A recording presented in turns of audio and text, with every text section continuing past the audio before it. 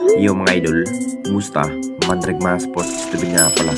Ating pag-usapan, Barangay Nibra, si Stan, kumpirmado na nga ba sa upunan ng Barangay Nibra at Justin Brownlee, matinding sinabi. Pero bago nga yan, kung bago pa lang sa aking channel, huwag mong kalimutang subscribe at click ang notification bell para like kang updated sa ating latest upload natin.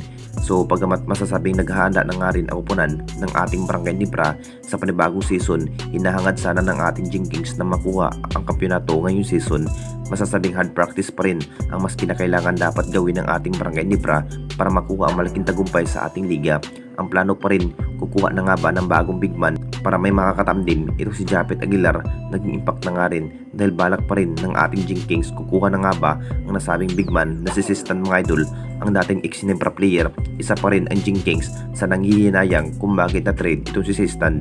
Maganda pa naman ang kanyang nagiging performance sa upunan ng ating Barangay Nibra, pero nakapag-desisyon pa rin ang Nibra management dito mga idol na maiibalik ito si Stan. Naging factor na nga ba kapag matutuloy ito si Stan mga idol sa upunan ng ating Barangay Nibra dahil makapagtala pa rin ng maraming maiitala ang nasabing big man. Manumbalik na naman ang solidong line-up ng ating Barangay Nibra dito mga idol dahil may si Stan, magiging pangalawang big man bukod pa kay Japet Aguilar.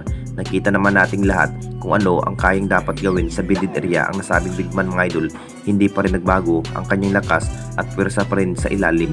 Ito si Stan, siya pa rin ang dahilan kung bakit nabibigyan ng magandang panalunan ang Barangay Nibra dahil may big man na si Stan. Kung tutuusin mga idol, jackpot pa rin ang Barangay Nibra kapag matutuloy ang nasabing big man na si Stan. Lakas pa rin sa bidid area ang nasabing big man. At dito na naman tayo sa isa pa nating balita. Justin Brownlee, matinding inamin.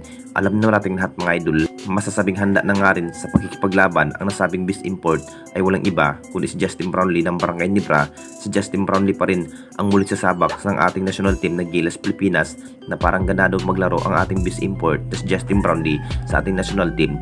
Nasa Gilas practice na nga rin ang ating beast import na si Justin Brownlee. Hindi pa rin nagbago ang kanyang naging stamina, lakas pa rin sa outshot shooting ang ating beast import na si Justin Brownlee.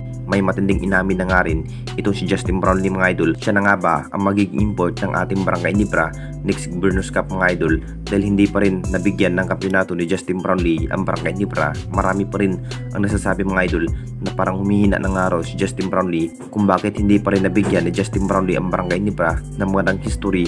Pero decision pa rin ng Nibra management kung si Justin Brownlee pa nga ba ang magiging beast import ng ating Barangay Nibra next season.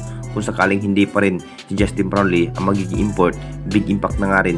Bagong sistema na naman ang panimula ni Coach Tim sa upunan ng ating Barangay Nibra kung papalitan ng bagong import ito si Justin Brownlee. Anong masasabi ninyo mga idol tungkol sa ating video?